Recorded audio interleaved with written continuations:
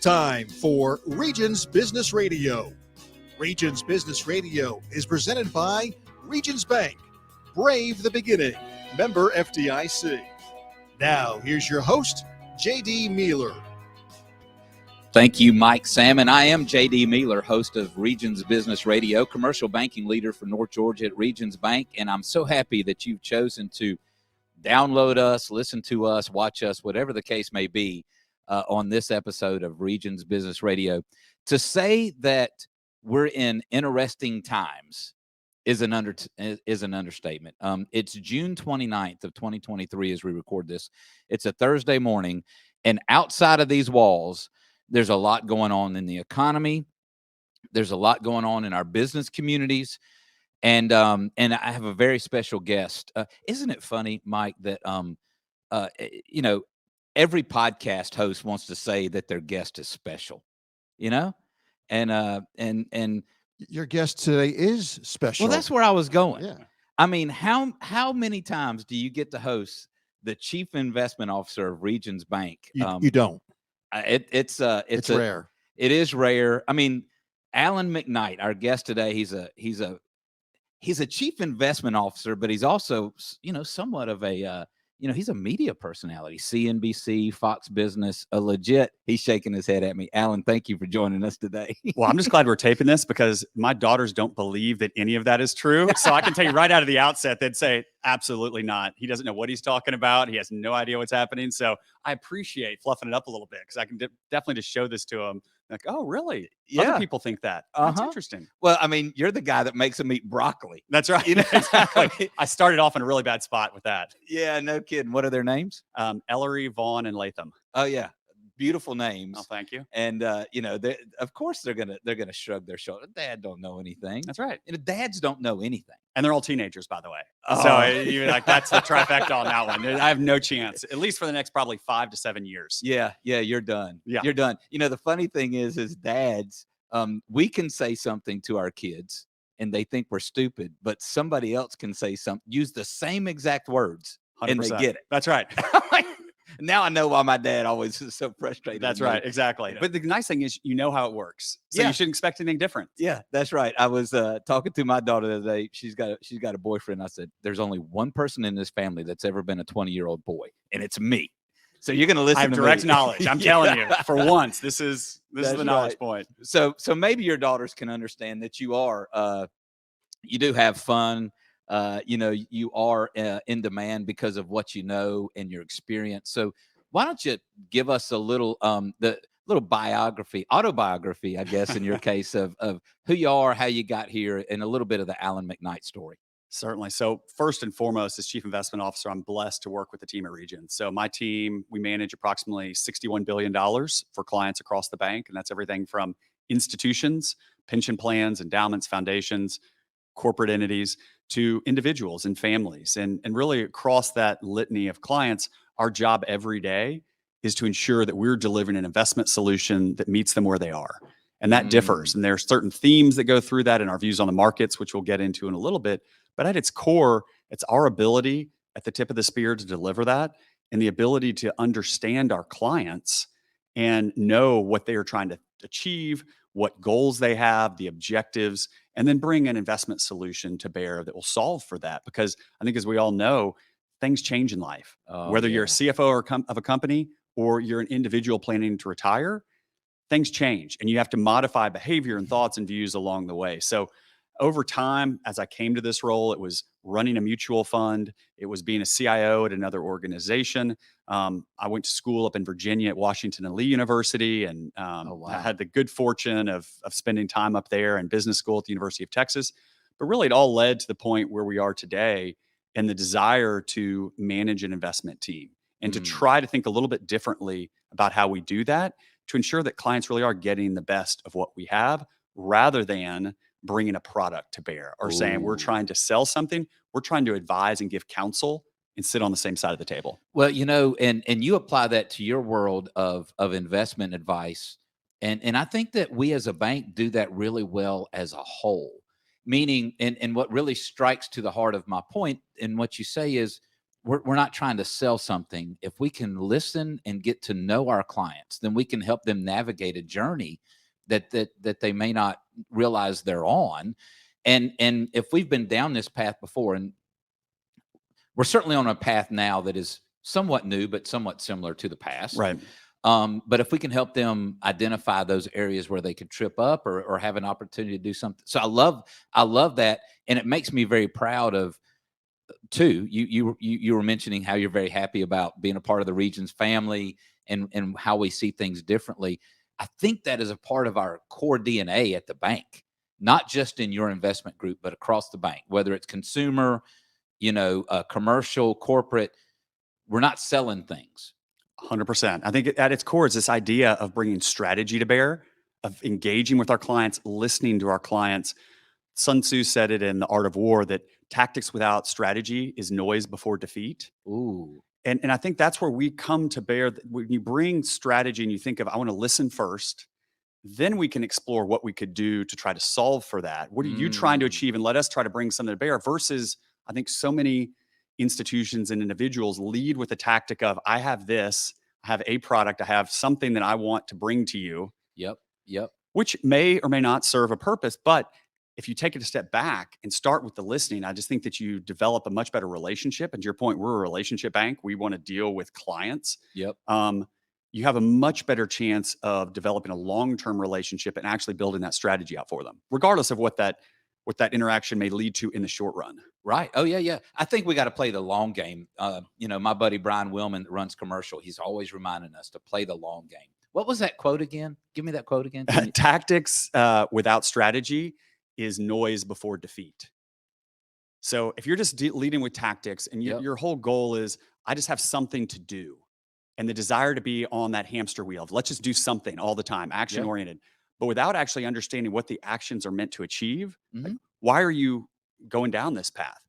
Again, it doesn't mean that you won't end up in a good place, but we deal with probabilities every day. What are the odds of something occurring? And that's a really low probability of success. Doesn't mean it won't, but it's hard. And I hear you say that, and it takes that's, by the way, I always love when we're together because you're a quote guy and so am I. And I don't want to get into quote battle, but I was also thinking about, and I don't know who said it, but this idea that culture eats strategy for breakfast. So, however, you strategize, and if that becomes part of the culture, I think that's the point I'm making is having a strategy, whether it's an investment strategy, a commercial banking strategy, a private wealth strategy, that's part of our culture. Delivering that strategy in a listening, advising, kind, friendly way. That's the culture that we have to deliver the strategy. Anyway, I digress. I'm sorry. Just thinking about No, I think that's exactly right. And I think if you're by creating that culture, it leads to good outcomes. Yeah. Whether it be with client interactions or investment outcomes, corporate, consumer, whatever the venue may be, you raise the probability of success. And I think that's what you try to do across any activity. It doesn't matter if you're running the Peachtree Road Race or you're trying to generate returns for retirement or you're worried about your cash solution for a CFO of a company. Yep. You just want to raise the probability of success every day. And if you can do that, at least we believe it's going to be based on that culture and the engagement of the team. Yep. Rather than a host of other items that, again, it's not that they're not helpful, but they're not going to drive the success in our mind. Okay. So I have a weird question. I don't know if that keeps it interesting. I like it. It does. When you assemble your team and you're going through maybe some recommendations or you're evaluating an investment for the portfolio, whatever it may be, in the back of your mind, do you have a client profile that comes to you regularly, or does your team do that so that it's not so? Is there a way to personalize those conversations to a client, to a prospect, so that you're thinking about someone as you're making those decisions? Does that make sense? It does. And 100%. And so I think the way that I've thought about it over my career, and I've been doing this for almost 30 years. So one, when I think about it for an individual, I think about my mom. So my dad passed away when I was in college, and she had never opened a statement, had never looked at a report, had no idea what was going on from a financial perspective. And then suddenly she's thrust into this situation, and I was thrust alongside her as well as my sister, of trying to solve for that, of saying, okay, what do we do? what does this mean? What do you have? All those types of questions, untangling quite a bit of stuff. And so I think that is sort of on the far end of on the personal side of what would we want to achieve for someone like my mom? Oh, And because that's the baseline. Oh, that's so good. Yeah, that's what I was asking. Yeah. And Okay. so, and then that runs. So that's on that's the far end of someone who really doesn't have any experience at all. Base level 0. To then I sit on the board of a number of organizations, philanthropic organizations, and I've been on the investment committee for those organizations. And I think about that scenario, which is we're in an organization that hopefully will be going on in perpetuity. Yep. So their profile of what they can do, and likely even the people on investment committee have experience, they're investors, they're professionals, that sort of thing.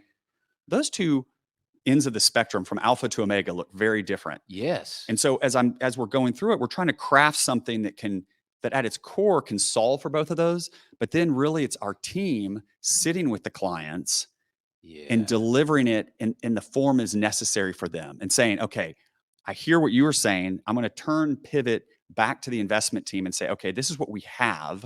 Yeah. How do we solve for this? And it's the old adage to keep fighting you with quotes here. History doesn't repeat itself, but it rhymes. Oh, I like which that. is from Mark I like Twain. that. But I think again, that sort of thing where they're not identical. No situation is identical, but there are threads to history, both in the markets and with individuals and institutions that you can reflect on, bring them to bear, and hopefully then bring a value add to your clients, which is it's not exact same, but we have worked with some other people. We have worked with other companies. This is what we might recommend. And then tweaking it around the edges to say, okay, how can we dial this in a bit for your specific need? Oh, that's so good. That is so good. Especially in a world where everything seems to be one size fits all and a quick turnaround and everything is disposable today. That's not our approach to this thing at all. Not disposable, not quick turnaround, not, one size fits all. Our approach to it is very customized, very engaging. I love the adage of a journey. I talk about that a lot with my wife and my family because we're on this journey. And I think my most fulfilling client relationships are ones where I can look back along the trail of the journey and see where we've done good things and where we've weathered rough things. And when I can bring that to another client, just like you said, and say, hey, we've been through this before. Let me show you how this may go. So speaking of that, history doesn't repeat itself, but it certainly rhymes. We're in 2023. Is there anything in today's economy that rhymes with the 2008, 29, 2010 type of story? Luckily, not very much, thankfully, because I think that we always want to fight the last battle. And as we think through what occurred, immediately we have these biases. So one of the things you mentioned earlier as it relates to our investment team, we do a lot of work on behavioral economics, behavioral finance, that journey. So it's not just the data statistics, because those are really enlightening, but there's also a psychological element. And you have to think through, okay, what does this actually mean? And so people immediately go to 08 or 09. They go back to 99, 2000 with the tech bubble.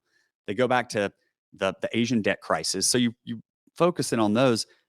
Unfortunately, there aren't a lot of parallels to where we are today in terms of we've had an experienced higher inflation. It's finally coming down. We're seeing in the economy slow down. And yet we have unemployment at its lowest level in a multi-decade period. So, it's really the tale of two cities. You're like, okay, we have this high inflation and the economy's slowing. But by the way, we also have this really low unemployment. And so I think from that perspective, the closest really rhyme would be back to the early 80s when we had inflation and Paul Volcker, who is the chairman of the Federal Reserve, had to step in and really force rates higher to finally get inflation under control. But that's not a good parallel as it relates to where we are from an economic cycle with unemployment, and things are generally pretty good. Savings are good.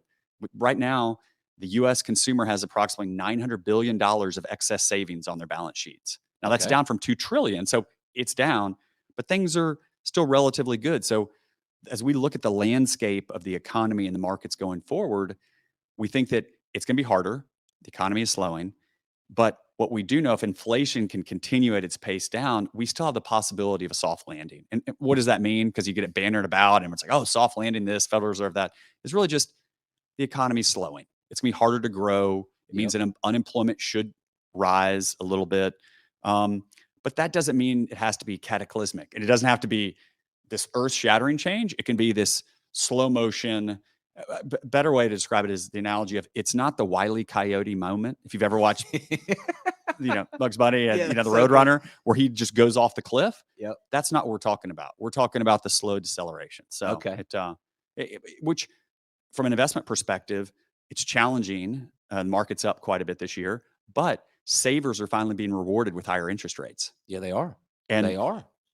2 years ago, you were effectively getting nothing on savings. Now you're being rewarded for savings. And that's a huge benefit to retirees, for pension plans that are trying to match off liabilities. So there are a lot of silver linings to it. It's not perfect. It's not easy. It never is. But I think there are some elements that are not as bad as widely reported. Right. No, I love that. And, oftentimes when we're together, I hop back in my truck to ride back home, and I'm like, "Phew, I'm so glad I talked to Alan," because he gives me an explanation that sounds different and sounds more reasonable than, somebody I'm listening to on Twitter.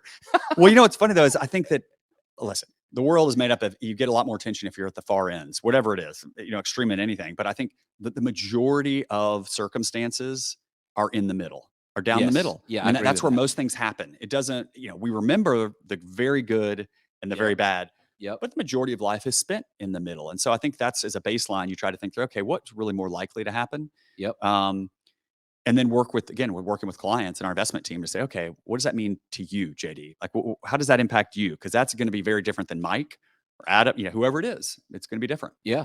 So when I think about today, all right, so forgive me for going back to the comment that I just made about Twitter, but if you whatever social media or whatever mainstream media network you listen to, there are things being talked about in the economy that we may not fully understand. Mm-hmm. For example,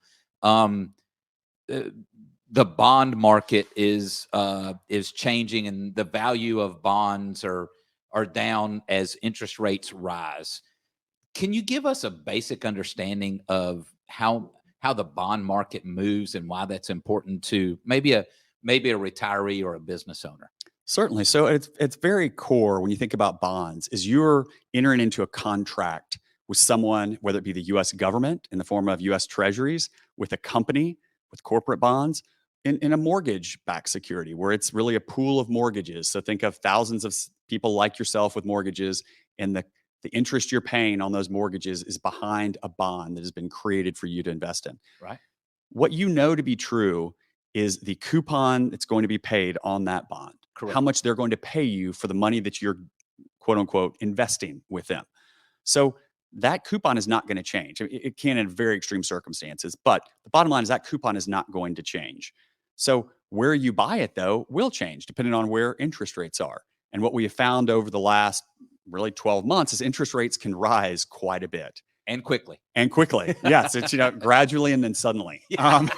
And so I think to that end, bonds, you understand what you're going to generate in income from that. The bond may rise and fall based on where interest rates are. And as an example, if interest rates are at 5 right now, and that's what you paid, and interest rates rise, well, your bond is going to be worth less. Yep. Because basically you could go out and invest at higher rates and buy another bond that pays you more. A new entrant to the market is going to be able to buy that same bond at a higher interest rate, which devalues the rate that you have at 5%. Exactly right. And so when you think about what it means to someone, is that particularly for individuals who are saving or in retirement, they may want to know exactly how much cash flow or coupon and interest they need. And they'd say, look, I need $100,000 per year. Yep. Bottom line, I can create a bond portfolio that generates that exact amount of income. And that's all they may want to do. Now, the odds of your bond portfolio going up, or capital gains in that portfolio, unless rates go down quite a bit, is fairly low. And you really shouldn't assume that you're going to generate that much off of interest rates one way or the other. Yep. You may just say, I just want to make this much. Or if you're an institution, you have a pension plan, you say, I just need to generate this much because I need to pay my pensioners, the beneficiaries, a certain amount of money. And I'm less worried about rates higher, lower. I just want to ensure that that amount of cash is generated off of the portfolio and then can pay our pensioners. Now, the flip side of all this is, as a company, if you're actually raising funds, it's a lot nicer to raise funds when rates are at 1% than at 5%. So again, as I said earlier, the silver lining as an investor is that you're making more on your portfolio of bonds. Conversely, as a company or as the US Treasury, you're having to pay a lot more for access to capital. And Right. and so again, it's the flip side of the same coin. It can benefit one group, savers, retirees, those who have bond portfolios and are looking for higher income levels. The commensurate downside is for entities, whoever it may be, to try to raise capital. Yep. It's going to Yep. cost more. The issuers of that That's debt, right. And so of that's that where we bond. try to think through that is in working for a bank, you think about both sides of the ledger and what that may Yes. mean. Yeah. The reason I bring up bonds is because I think Main Street business owner, business executive, they know what the S&P did yesterday, but no one is really paying too much attention to the bond market, although it matters, especially for the federal government when they're issuing new treasuries at today's rate, which is devaluing those that were bought years ago. Anyway, I think and people need to be talking to their wherever their investment advisor may be. These are the types of education is important and understanding these 100%. things. And I think to that end, there's so much noise out there. Oh, Every day, the yeah. noise. And what you want to try to distill are the signals, the real information Yes. versus the noise. And to your point, the market, quote unquote, is what people think of as that noise of what's happening in the market today. And they think of the stock market. It's up, That's it's down, it, it's yes. red, it's green, good, bad, whatever that may be. That's not necessarily what you should be, because in the short run, it's effectively a coin flip. We've done a lot of research on it. And you look at the stock market, any given day, it's a coin flip as to whether it'll be up or down. So don't spend your time on something that you have no idea what's going to happen. What you want to spend your time on is 3 to 5 years out. Yes. And even yes.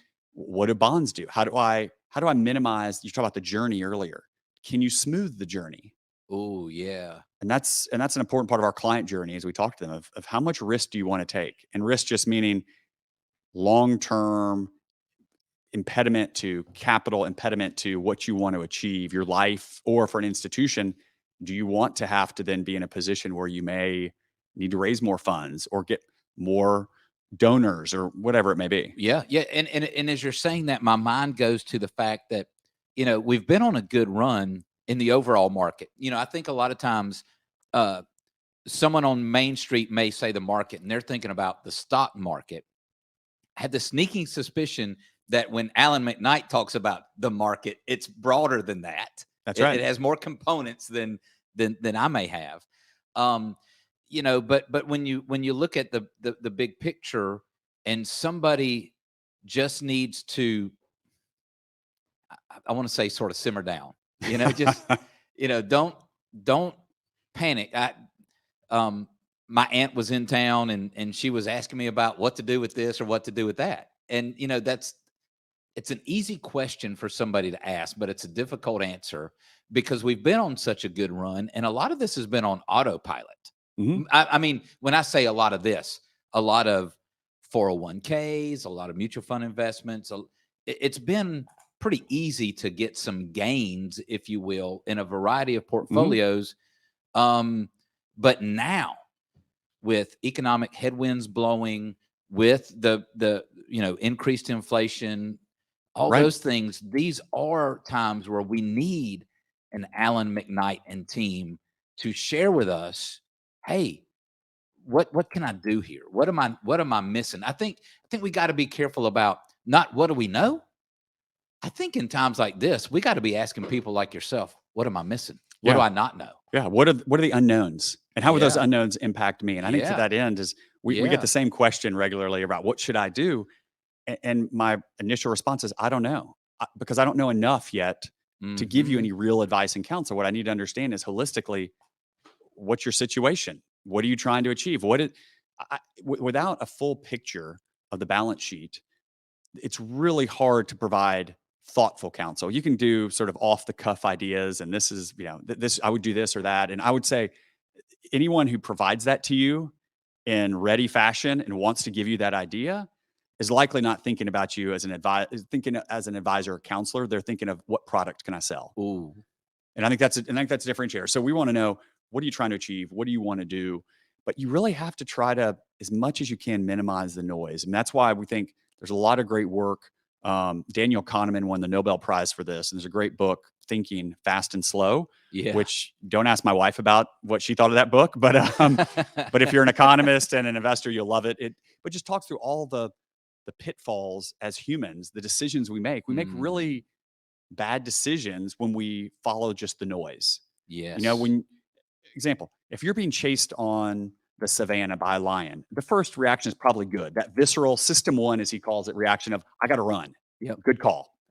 When you see something red on the screen on your TV in the morning, that should not immediately alert you to, I should go sell everything. Yeah. And do nothing. Again, we just think that there's so much that can be brought forward for the way we make decisions. Yeah. And ensuring that you're aware of those things so you make good decisions. Yeah, I've not read that book, but I can't remember what I was listening to yesterday, but I'm sorry I can't call it, but essentially 70% of our decisions are emotional and only 30% are, strategic or well thought through.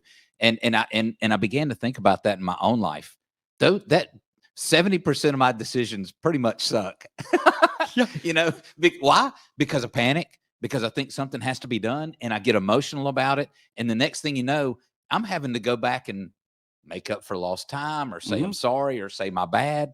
And we do that. Somebody wakes up and those red numbers are like, oh my gosh, the sky is falling, Chicken Little, get so-and-so on the line. Well, and to that end, what happens too is that you have one survivorship bias, which is just that whatever worked for you when you were in that 70% that were just completely emotion driven, you remember those and you think, oh, well, that worked out really well for me. What you forget about are the other 50 where you did it and it ended up poorly. People forget about those and try to move past those. You also have, and we all have this when I say, myself included, is you have overconfidence and you think this is the right thing for me today. And you immediately react to it. And it's not until much later that you think through, well, if I had actually gone through a process, if I had a strategy, if I had thought through the journey, I would not have made that decision. And so, but it's hard to do because it also then requires you to think through, like, so we do as a postmortem on our investment decisions to understand, was it a good decision or a bad decision? Okay. And the key is accountability at the process level. Process accountability is what drives good investment decision making, which is how do we arrive at that decision? Ooh, what did we do beforehand? Good. And then did it work? Because it doesn't mean you're not going to get lucky. Listen, my dad used to say, better to be lucky than smart. Yeah. I mean, it's great to be lucky, but let's make sure we know it was luck versus skill. And let's differentiate between those two so we can do it again. We don't have to flip the coin. This is so good. All right, I got two things I want to say about that. Number one is, about the emotional part and doing a little bit of a postmortem and managing expectations. If we have any golfers listening, my mind goes to the fact that, you hit a 9-iron 150 one day and it goes right to the middle of the green and you're like, my 9-iron is now my 150 club. That's right. No, your 9-iron was your 150 club on that swing. Right. All the other times it's only going 130. But our mind gets into this thing where hit my 9-iron 150 like, some PGA Tour pro. And that's just not the case. That's right. So we get that bias going. It's just, who would have ever thought that we would bring Chief Investment Officer Alan McKnight on to talk about what he does, and we're end up, in some sort of psychological couch over here talking through these things. But all of our decisions are based in, those experiences, the psychology of it all. The question that leads me to is, when you do your postmortem and you go back and you look at an investment, what are the criterias of success? Is it only that the investment was higher at the end of the horizon than lower? I mean, no, that's exactly right. So what we do is we think about it on a risk-adjusted basis. So we say, how much risk did we have to take to achieve a return? Because if I went into it thinking I didn't want to take on very much risk, but the return was really high and with a lot of risk, well, that wasn't really a success because that wasn't the goal of the investment. Doesn't mean we weren't happy that something happened to work out. But again, when we do in the decision-making process, we outline what we expect before we even get into it. We'd say, this is what we should expect. This is the amount of risks we think we are taking. This is what the foundation of the investment looks like. Like, why are we doing this? Oh, that is so good. And make sure we articulate that, because again, once you're in it, it's easy to come up with a host of reasons as to why you should continue to own it, why you should sell it, all those sorts of things. But at its core, why did you originally put the investment on? Why did you make that decision? Because then you can go back at the postmortem and say, okay, where were we right in that? Did we get it right? Or where were we wrong? And again, you can have some good criteria around it. Example, I was just talking to a friend, and his son is now doing auto racing, races these Miatas, these effectively sports cars that have been revved up to be able to race on tracks around the country. And he was talking about now they can look at everything that goes on in the cockpit of the car. Oh, wow. Up to speed, turns, everything they're doing. So they can then have that post-mortem afterwards to say, not only here's the data, but why did you do what you did? Like based on what you were seeing at the time. And that's what we're doing. At the time we were looking at it, right? What do we think? Which looks different than today. So economy is versus this time last year, market was selling off.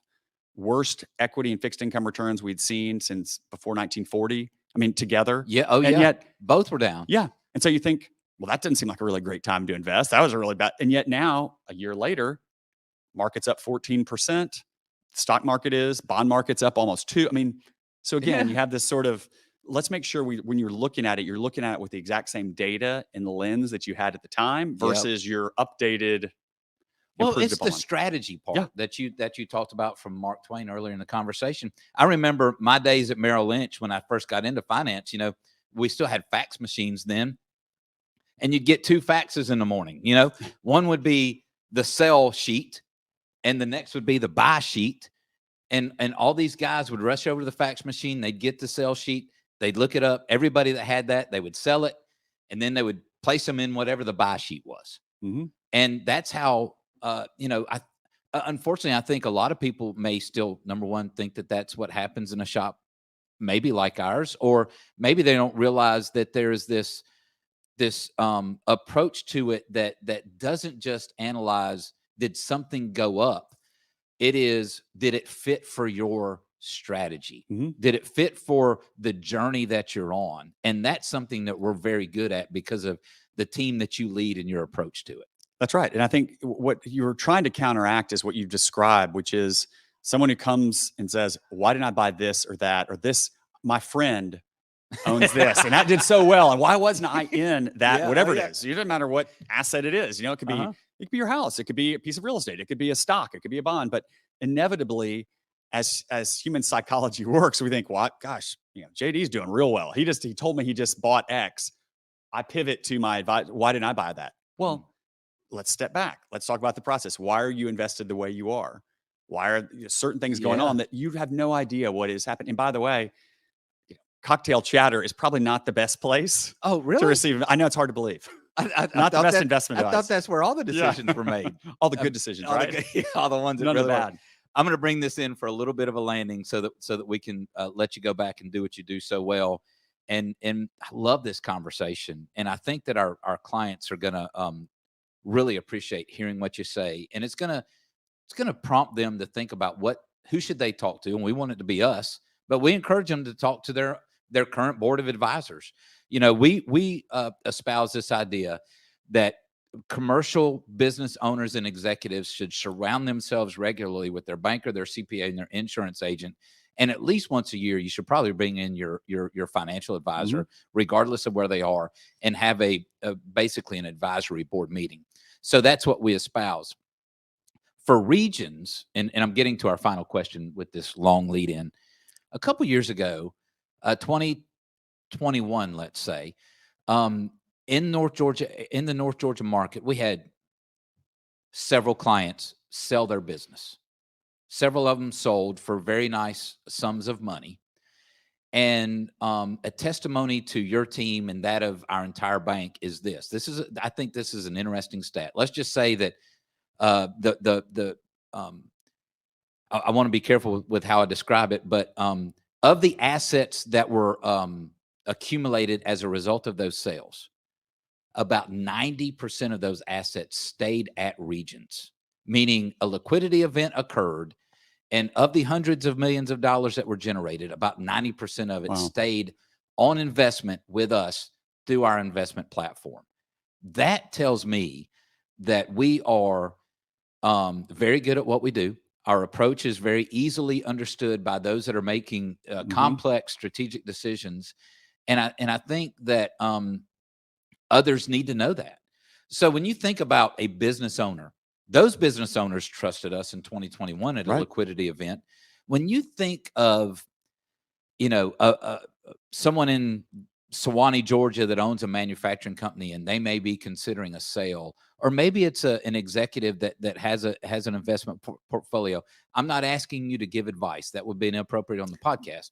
But I am asking you, how would you want them to think of us in order to formulate a conversation? What do you want them to think about us? At its core, it's about a team. Exactly what you described as it relates to bringing in advisors and thinking of the whole balance sheet and what you have, and understanding there may be times where the best opportunity is to sell whatever it may be. Let's say it's a manufacturing enterprise, multiples are really high, whatever reason, there's a private equity firm that really wants to buy it. And you're like, wow, I'm never going to see this type of value again. And then shift those assets over to investments and liquid investments, building out a portfolio. There are other times where the best advice you can get is, gosh, multiples aren't that great. You're still throwing off a ton of cash. We can't replicate that in an investment portfolio. The best thing you can do is keep doing what you're doing. The only way you receive that advice is if you have this table of advisors and counselors who are sitting around, and it's not just in their short-term best interest, it's in their long-term best interest. That's the kind of interaction you have where you know that you're getting trusted advice, and that people can walk away because the easiest thing to do is say, well, just sell it. Transaction fees, and you can do this, or I get the investment from it. Instead, say, Wow. let's have a conversation, figure out what you're trying to achieve. Maybe that's 5 years from now, but then let's start doing the work beforehand where that may then To get ready for that. to get ready for it. And then let's update every year. Things change. Someone wants to retire, you have a sickness in the family, whatever it may be. And you say, you Yeah. know what? Maybe this is the time to make a change. I just talked to a friend who sits on a board, and he's been very involved, and he's stepping away from work. His wife has been sick. And so he said, you know what? If you told me this 18 months ago, I would have said, I'm ready to keep working. I'm going to do this and that. I'm going to stay on the boards. And instead he said, you know what? Things change. Let's pivot. If you're talking to your advisors regularly, that counsel that you have, Yeah. you can have those discussions and have a robust decision-making process rather than a point in time and thinking you just have to get something done. Oh, that is so good. It makes me think about, maybe it's no longer called a board of advisors. Maybe it's something like, a council of truth tellers. Who's going to look at you and tell you the truth Right. about what's going on, not just what you want to hear, or not somebody that wants to do a transaction and generate a fee. That's what I appreciate about early on in this conversation about your perspective on the markets and how these things work, is because I feel like it's the truth when it comes from Alan McKnight. You're not looking for clicks, you're not looking for likes, you're not looking for downloads. You care about our customers deeply, and you want them to succeed in whatever it is that they're doing. And we're not here for clicks, we're not here for likes. We're here to tell the truth and help our clients not just achieve their dreams, but sometimes, unfortunately, if life throws you a curveball, you got to make a decision and be ready to go. And if you don't surround yourself with truth tellers, then you're not going to end up at the right end of the journey. That's exactly right. And as you said before, play the long game. Yeah. How do you play the long game? You get great advice over many years. You find those people who can tell you the truth and who are willing to be honest with you and provide insights and counsel you're not getting other places. Yeah. And leverage it. I think that's how you play the long game. And I think that's what we hope to do every day as investors and as members of the Regions team, is that where can we step into the vanguard and try to provide that for our clients and prospective clients where they may not be receiving it today. Yeah, that is so good. We could talk about this for hours. Do you have any closing comments you'd like? And remember, our audience really is business owners and executives in North Georgia. Some bank with us, some may not. But any closing comments that you'd like to share with our audience? I think it gets to what we were just discussing, which is start the process. Sometimes the hardest thing to do is to start those discussions because you're busy. You're a business owner. You've got 1,000 things 24/7 you could be worrying about, thinking about doing. And so one of the easiest things to push off is long-term thinking and trying to assess what you would like to do. Yes. Go ahead and start the process. Make the Yes. call, set up the time for an hour, couple hours to start it off, and then get it into the rotation. Yep. It's like so many things that we found over time, which are the repetition works.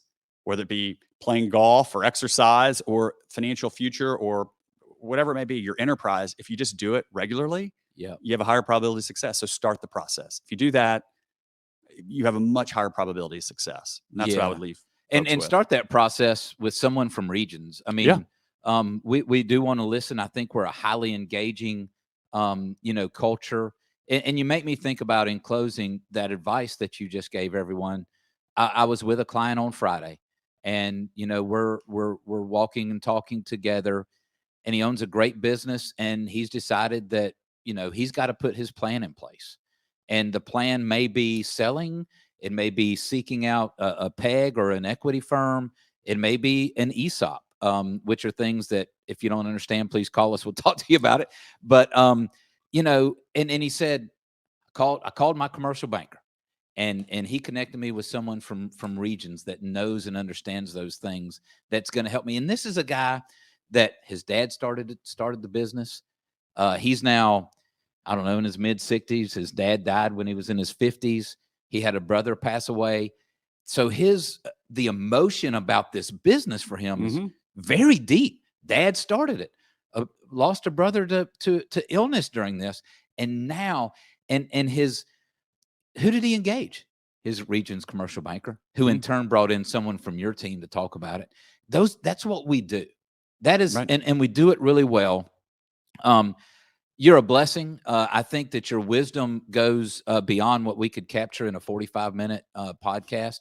I hope you'll come back and join us at some point, and I really appreciate you being here today. Would love to come back, and hopefully I didn't put too many people to sleep with my comments. That's always a risk, but hopefully I kept them with us. No, we want to make sure that your daughters know how cool you are. So I wasn't planning on doing this, but if we got your phone out and listened to your music playlist right now, what are you listening to?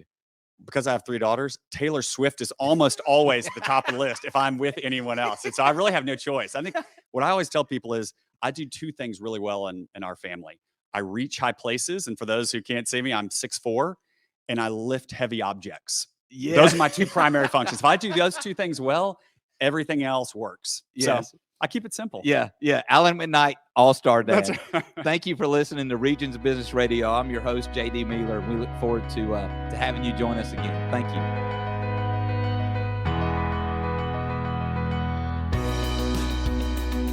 Regions Bank, member FDIC, equal housing lender. This information is general in nature and is not intended to be accounting, legal, tax, investment, or financial advice. Regions believes this information to be accurate when recorded, but it cannot ensure that it will remain up to date. Consult an appropriate professional concerning your specific situation. The information should not be construed as a recommendation of a specific course of action for any individual or business. All Regions products and services are subject to qualification requirements, terms, conditions, fees, and credit approval.